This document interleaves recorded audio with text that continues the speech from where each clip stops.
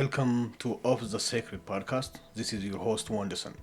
In this podcast, I will summarize and present long classic literature, history, and philosophical works for people in a hurry. This is not meant to replace or substitute reading or reflection, but to stimulate it. This is Of the Sacred podcast. In today's episode, I will talk about the Habsburg family. Stay tuned. The Habsburgs did not conquer the world with armies alone. They ruled it with marriage, inheritance, and patience. For nearly 6 centuries, the Habsburg family shaped Europe's politics, religion, wars, and borders, often without firing a single shot. Their story is not just about power, it's about how dynasties rise, overextend, and collapse under their own weight. The Habsburgs began humbly in what is now Switzerland in the 11th century.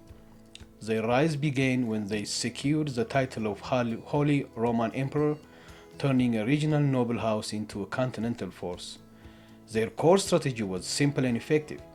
Let others wage war, you, happy Austria, marry. Their policy slowly placed Habsburgs on the thrones of Austria, Spain, Hungary, Bohemia, and beyond.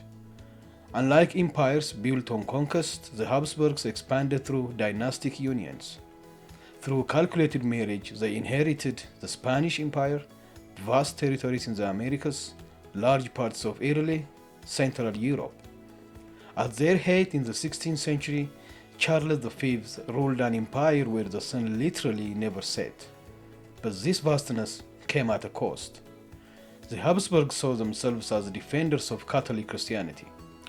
During the Protestant Reformation, they became the political arm of Catholic resistance. Their commitment shaped the 30 Years' War, religious persecution, deep political divisions in Europe. Faith gave them legitimacy, but also dragged them into endless conflict. Eventually, the family split into two major branches, the Spanish Habsburgs and Austrian Habsburgs.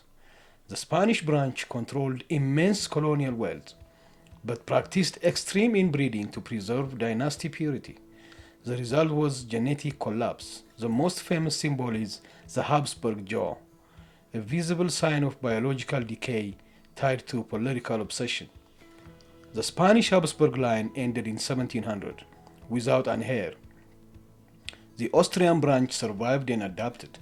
Under Maria Theresa, the Habsburgs modernized centralized administration, reformed taxation, strengthened the military, expanded education.